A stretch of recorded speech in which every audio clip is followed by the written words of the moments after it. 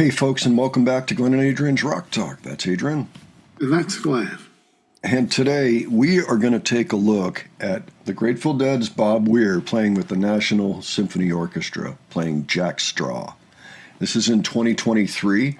The reason that I want to do this now is because the Grateful Dead were just honored by the Kennedy Center as one of those, Lifetime Achievement Award artists. Bonnie Raitt also got one. Martin Scorsese, I think, also got one this year.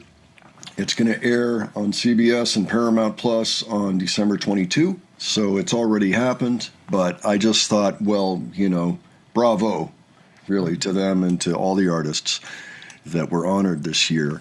This is from last year. June 1st is when it dropped. I don't know why it happened exactly, but Bob was playing with the Wolf Brothers. I think Don was on bass, who was actually a prominent musician for decades.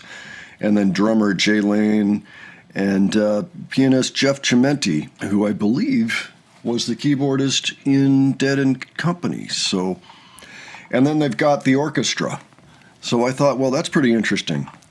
And so I wanted to check it out. We like checking out the Dead once in a while. We think they're an important band, an important American band, so we like to do that. So, Adrian, any thoughts ahead on this? Probably the first Dead tune I've ever heard with an orchestra. This should be pretty interesting. And it's not unprecedented. Warren Haynes did a tour of Jerry Garcia music not too long ago that utilized orchestras, local orchestra, like the Boston Symphony Orchestra he did. So yeah, it's been done, but I thought this would be really interesting. So with that, why don't we go ahead and check this out? Alrighty.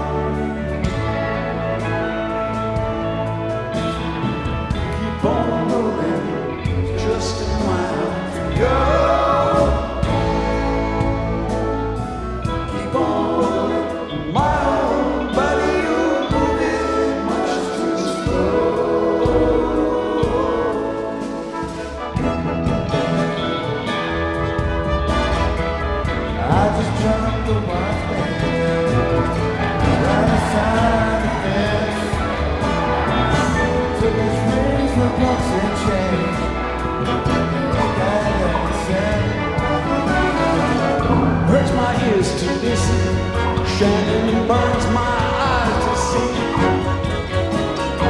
Go down a man in cold, my trouble me.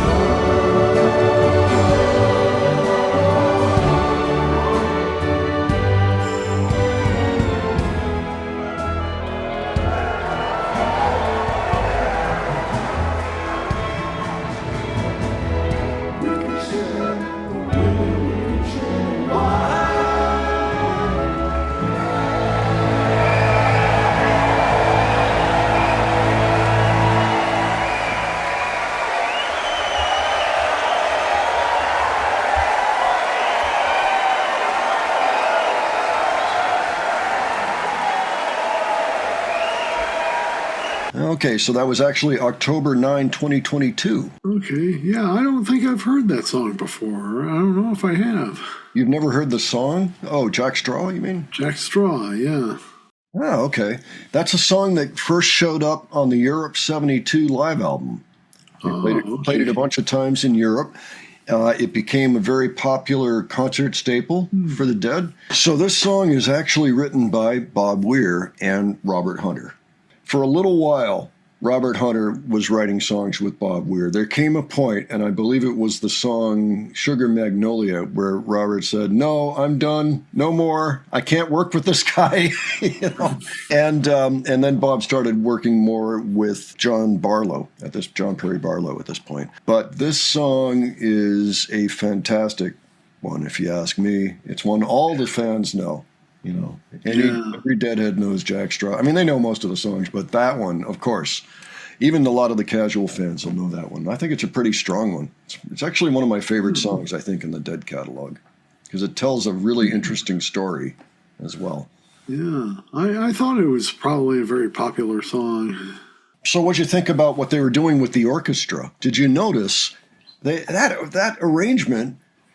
Some of it was definitely written to be very deliberately played, but other parts, I think, were marked improv. It sounded, for the first time in my life, like an orchestra that was trying to improv, you know, and that's an effect they had to create. I mean, you can't do that with an orchestra, you know, that many pieces playing together. But it sounded amazing to me, you know. Yeah, I wonder what it would be like jamming with an orchestra. That's the thing. You can't do it. You can't do it. Orchestras don't jam. Yeah, you noticed how many you know, you'd have like 3 saxophones or you know, you have a row of string players, and they're all basically doing the same thing. Even when it sounds like they're improvising, they're not. There's like several of them doing the same strange thing at once. Well, they follow sheet music, so that's kind of the opposite of jamming. Except that, yeah, what I'm saying is that I believe they did that, and there was a written arrangement. However, there were parts where even some soloists got the chance to improv, and they had to be very careful about where they slotted those throughout the orchestra, because you can't have 2 of them going at once, you know. Right. And, of course, violin players got the first solo going into the first chorus part, and then next time around it was the horn players. You know, there was a trombone in there, saxophone, trumpet, you know, all doing things. And it was really interesting. And then the whole orchestra sounded like it was just kind of dancing around, trying to do the same kind of precipice dance that the Grateful Dead used to do a lot as a band, you know. Much easier to do with 6 people than however many dozens of players we saw up there.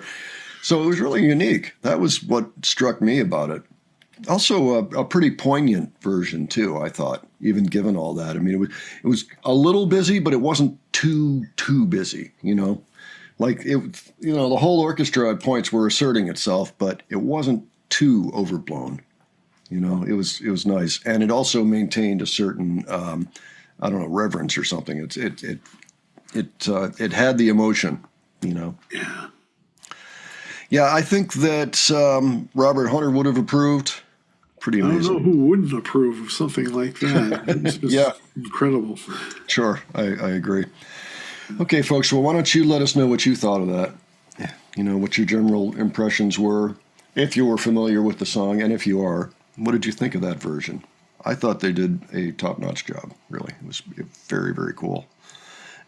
If you have other suggestions for us, please leave those below. And if you enjoyed this video, please give it a like. And if you enjoyed our presentation, please subscribe. All right. Thanks so much for joining us. And I'll catch you on the next one. All right. Take care, folks. See you all later.